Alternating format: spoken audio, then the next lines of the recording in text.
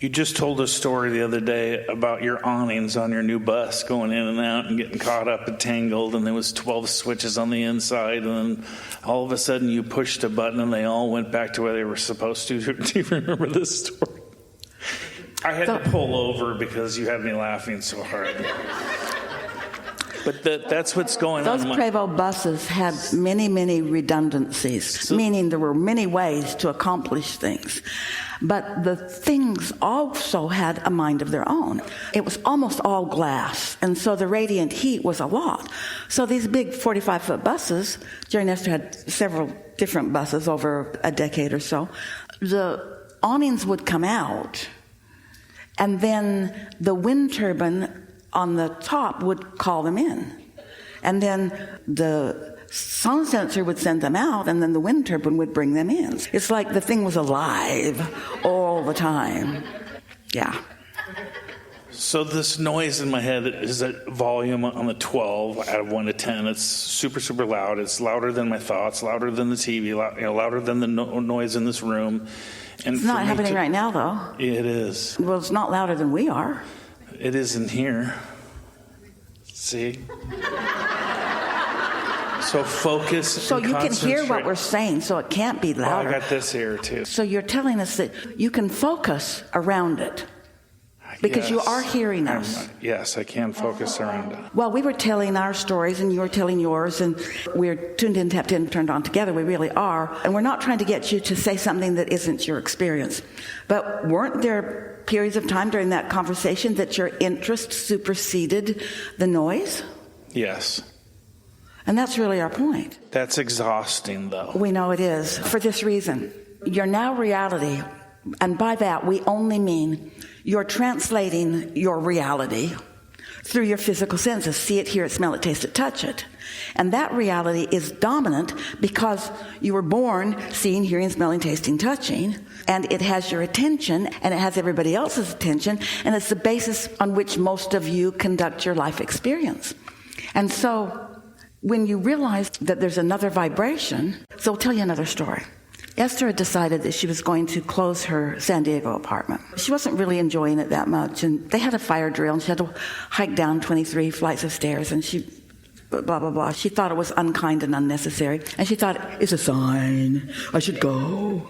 And so she was coming to the end of her lease, and so she decided that she was going to just pack that up. Now, Jerry and Esther had several places in San Diego, and so they'd move stuff from the bus to a house, and stuff from the house to another house, and stuff, and so Esther had a lot of stuff with her. And so she'd rented actually 2 apartments because she needed a big space to accommodate all the stuff that she'd been dragging around with her. And now she had hired her favorite truck driver. She called him, in her contact list, it said mover extraordinaire, because he was so good at moving stuff around her for her, but mostly in another state, not California. So she talked him into, even though he didn't do that anymore, into getting some trucks and coming from there to pack her up and take her back there. And that was the plan. So the day after Thanksgiving, Esther flew into San Diego with the intention of getting things ready, because in 3 days the trucks were going to come and pack, go, go, go, go, go. It was all lined up, even though Esther really, really, really likes San Diego. But it seemed like the path of least resistance.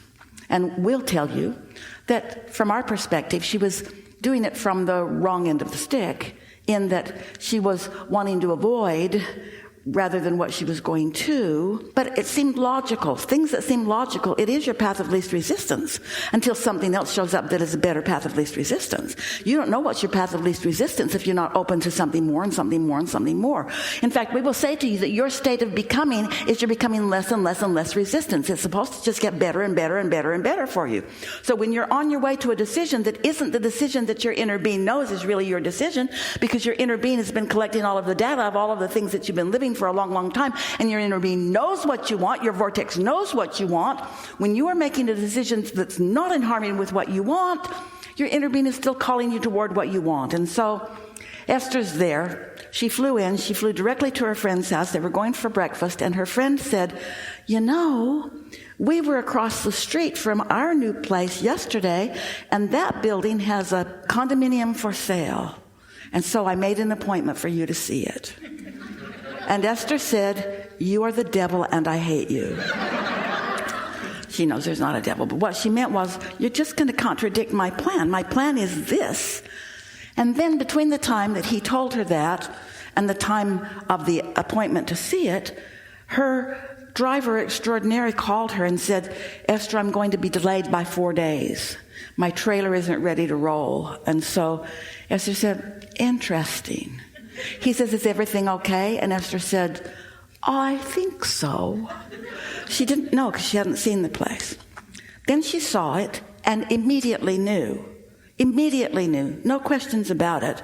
We're not going to move all the way over to another state. We're just going to move across town a little bit. So here's what Esther began concluding, and this is her new words that we want to give to all of you because they were so meaningful to Esther. We've been talking a long time. You've been listening to us about how the seed is in the ground and it's doing all of its germinating and becoming underground where you can't see it. You might be assuming from past experience, but you can't see it. You don't really know what's going on there. You're acting on faith. You're watering it. You're keeping the weeds away from it maybe, but you're not really giving it much attention until then one day it shows itself to you in some small fashion. In other words, there's a lot going on before you see or hear or smell or taste or touch anything. And Esther's been calling that the underground. What's going on underground where I cannot see it? And so what Esther realized when this unfolding happened, she saw it, she liked it, she bought it, she moved into it, boom, boom, boom, boom, boom, boom, boom, in just a really short period of time. Even her daughter, who understands what we teach as well as anyone on the planet, said, you had that planned all along, didn't you?